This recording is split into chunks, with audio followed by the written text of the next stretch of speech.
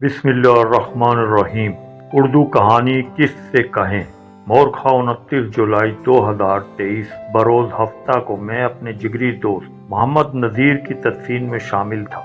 हम उसको कब्र में उतार रहे थे तो मुझे नज़ीर की इस सिस्टम से शिकायत, महरूमियाँ, तलखियाँ और छोटी छोटी ख्वाहिशात जो वो मुझसे किया करता था सब फिल्म की तरह घूमने लगी। हम दोनों मजदूरी करते थे, कभी काम मिलता कभी नहीं। कभी कोई ठेकेदार को लंबा ठेका मिलता तो हम शुक्र अदा करते, लेकिन ठेकेदार दिहाड़ी रोक कर रखते थे कि बॉन्ड रहे। पहले हमारे घर की गाड़ी सही चल रही थी, जब से नई हुकूमत आई तो जिंदगी मुश्किल होती गई। हर चीज महंगी होती जा रही है। कुछ दिन पहले काम नहीं मिला तो हम सैलानी दस्तरखान में दोपहर का खाना खाकर फारिग हुए, फिर अड्डे पर आकर बैठ गए, शायद कोई छोटे मोटे काम के लिए आ ही जाए। नज़ीर कहने लगा, यार सलीम, मैं बहुत टेंशन में रहने लगा हूँ। 4 बेटियां हैं, बड़ी बेटी 12 साल की हो गई है। बच्चियां जवान होते पता ही नहीं चलता। घर किराए का है कच्ची बस्ती में, वरना 12,000 में कहाँ मिलता। शुक्र है यार तेरे अब्बा का अपना मकान है। पेट्रोल की कीमत आसमान पर पहुंच गई। बिजली के बिल अचानक बम की तरह गिरते हैं, कभी 6,000 तो कभी 10,000, जबकि खर्च एक जैसी होती है।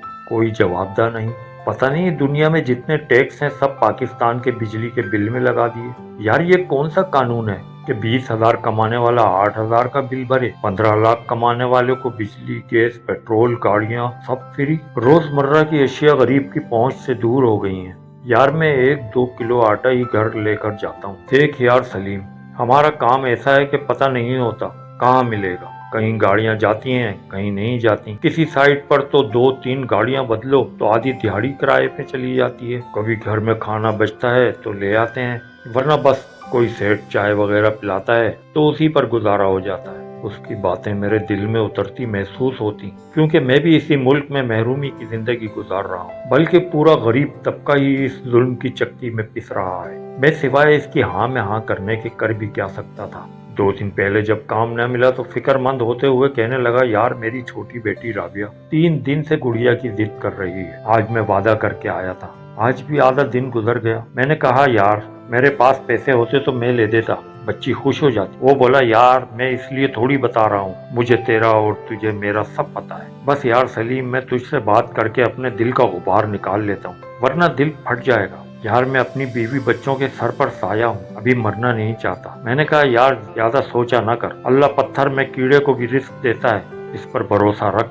वो बोला, इसी के भरोसे पर तो जिंदा हैं, लेकिन अपने हुक्मरानों से शिकायत है। यार उनके बच्चों को और उनको अपनी दौलत का अंदाजा तक नहीं, और जिस आवाम से वोट मांगते हैं उनके मुंह से नवाला भी छीन रहे हैं। अपने बच्चे जाती जहाज खरीद रहे हैं, गरीब अवाम को तालीम, सेहत, पीने के लिए पानी की सहूलत तक नहीं दे रहे। अवाम जब से इनको जान चुके हैं तो आटे में नमक के बराबर वोट देते हैं कि अब ये ना आए तो इनके बैलेट बक्स कैसे भर जाते हैं, फिर हमारे सरों पर यही घूम फिर कर सवार हो जाते हैं। यार मैंने इस माह भी आधा किराया दिया है। मकान मालिक रोज पूछता है, बाकी कब दोगे।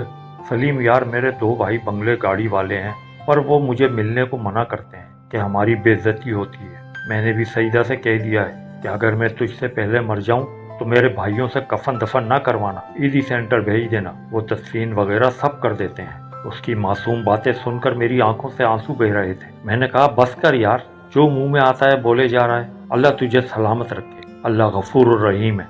वो बोला, सुन ले यार, फिर याद करेगा। इतने में एक कार से एक लड़का उतरा, हमारे पास आकर बोला, भाई घर के बाहर पौधों के लिए 3 फीट ऊंची और 8 फीट लंबी क्यारी बनानी है, 2-4 घंटे का काम होगा। हम चले गए, काम देखा, ज्यादा नहीं था। मजदूरी पूछी, हमने कहा खुद ही देख लें, जो दिल करे दे देना। काम के बाद उसने 2,000 दिए। नजीर ने 1,000 में से 300 की बेटी की गुड़िया खरीदी कि ये उसके नसीब से दिहाड़ी लग गई है, और हम घर आ गए। 28 तारीख को मैं सुबह इसको बुलाने गया तो बच्ची ने बताया, अब्बा की तबीयत खराब है, वो अंदर बुला रहे हैं। मैंने देखा तो उसे बुखार और पसीने आ रहे थे। मैंने कहा, डॉक्टर के पास चलें। वो बोला, तू रोजी की तलाश में जा, गोली खाता हूँ ठीक हो जाऊंगा। मैं चला गया। शाम को मैं वापसी पर सीधा उसके घर गया। वो बोला, यार दिल पर भारीपन महसूस हो रहा है, सांस भी रुक रही है, मेरी दिहाड़ी लग गई थी। मैंने कहा, चलो जल्दी अस्पताल। फरीदा बहन ने बच्चों को कहा, अंदर से कुंडी लगाओ, मैं भी साथ जाऊंगी। रिक्शे में बैठे सीधे कार्डियो पहुंच गए। इमरजेंसी में चेकअप के दौरान अटैक पड़ा, आईसीयू में ले गए। डॉक्टर ने पूरी कोशिश की, पर सुबह सईदा बहन और मुझे अंदर बुलाया।